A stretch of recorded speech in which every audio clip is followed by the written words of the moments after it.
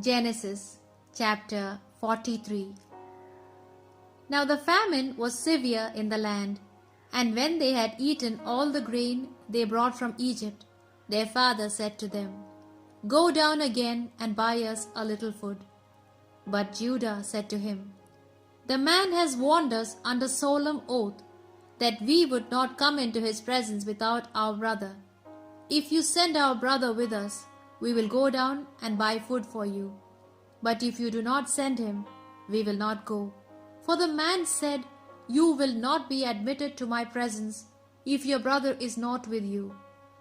Israel then said, "Why did you bring this misery on me by letting the man know you have another brother?"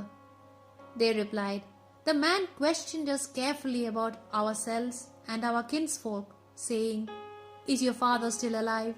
Have you another brother?' And so we answered these questions.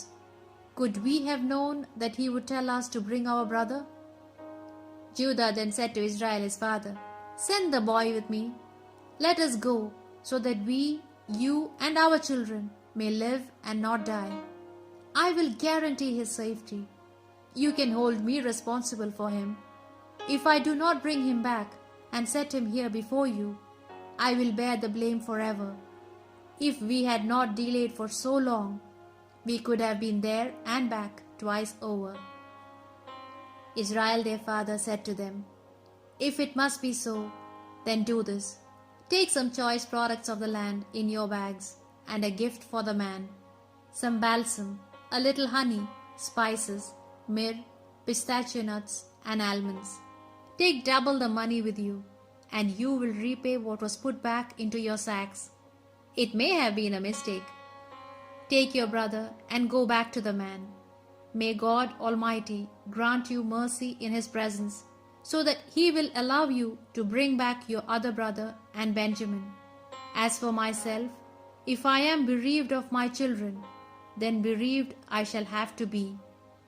The men took the gift and doubled the amount of money as well. And taking Benjamin, they set off and went down to Egypt, and were admitted to the presence of Joseph. When Joseph saw that Benjamin was with them, he said to his steward, "Bring these men to my house, have an animal slaughtered, and a meal prepared, for these men will eat with me at noon." The steward did as Joseph directed, and brought the men to Joseph's house. They were afraid because they were taken to his house, and said to each other, "It is because of the money that was placed in our sacks the last time that we are brought in. He wants to attack and overpower us, and have us as slaves, and take our donkeys." So they approached Joseph's steward, and spoke to him at the door of the house, "By your leave, sir, we indeed came down here the first time to buy food, and when we reached a lodging place and opened our sacks, we found in the mouth of the sacks each one's money to the full weight. We have brought it back with us, as well as additional money to buy food. We do not know who put the money in our sacks."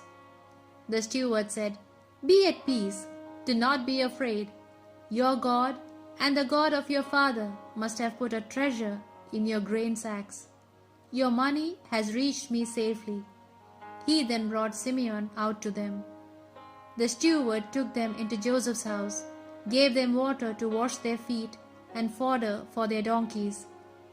They prepared their present, and waited for Joseph's arrival at midday, for they had heard they were to dine there. When Joseph came into the house, they offered him the gift they had with them, and bowed to the ground in homage before him. He asked them how they were, and said, "Is your father well? The old man you spoke about, is he still alive?" They answered, "Your servant, our father, is well and is still alive." And they bowed respectfully. Then he looked up and saw his brother Benjamin, the son of his own mother, and said, "Is this your youngest brother, the one you told me about?" And he added, "God be gracious to you, my son." So deeply moved was Joseph on seeing his brother that he wanted to cry, and went out quickly and wept in his own private room.